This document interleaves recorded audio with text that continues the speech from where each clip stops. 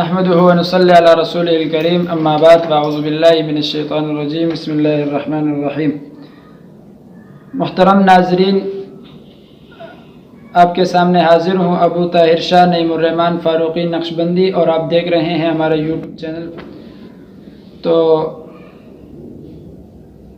آج ایک بھائی نے سوال کیا ہے آیات کریمہ کے بارے میں کہ آیات کریمہ کس مقصد کے لیے پڑھا جائے اور اس کے پڑھنے کا طریقہ کیا ہے، اور بعض لوگ کہتے ہیں کہ آیات کریمہ کی تاثیر جو ہے یہ بہت گرم ہے، آپ یہ نہیں پڑھ سکتے۔ میرے معزز ناظرین، سب سے پہلے اس بات کو سمجھنے کی کوشش کریں کہ آیات کریمہ یہ اسم اعظم ہے۔ حضور علیہ السلام نے فرمایا، حدیث کا مفہوم ہے، حضور نے فرمایا کہ جو دعا آیات کریمہ سے شروع کی جائے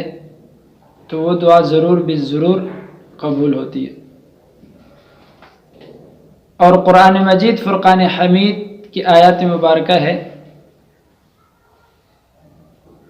وَنَجَّيْنَاهُ مِنَ الْغَمِّ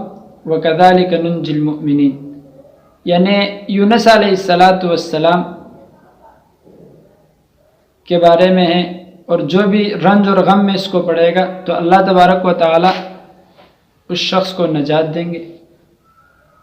جیسے یونس علیہ السلام مچھلی کے پیٹ میں تھے اور اللہ تبارک و تعالی نے اس اندھیرے سے ان کو نکالا،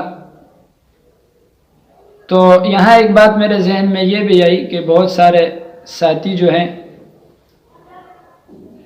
جیلوں میں ہیں اور ان کے نکلنے کا کوئی سبب، کوئی راستہ نہیں ہے، اور بہت سارے دوست اور احباب مجھ سے وظیفہ بھی پوچھتے ہیں کہ اس کے لیے کوئی وظیفہ ہو یا کوئی نقش ہو۔ تو میں اکثر سورۃ یوسف بھی بتاتا ہوں، اور اس کے ساتھ ساتھ 1.25 لاکھ مرتبہ اگر ایک ہی مجلس میں آیات کریمہ جو ہے یہ پڑھا جائے تو انشاءاللہ ضرور بالضرور اللہ تبارک و تعالیٰ ان کو رہائی نصیب فرمائیں گے۔ اور دوسری بات یہ ہے کہ جو بھی جائز مقصد ہو، جو بھی جائز حاجات ہو، تو اس کا ختم اور ورد کے بعد اللہ تبارک و تعالیٰ وہ ضرور بالضرور پورا فرمائیں گے۔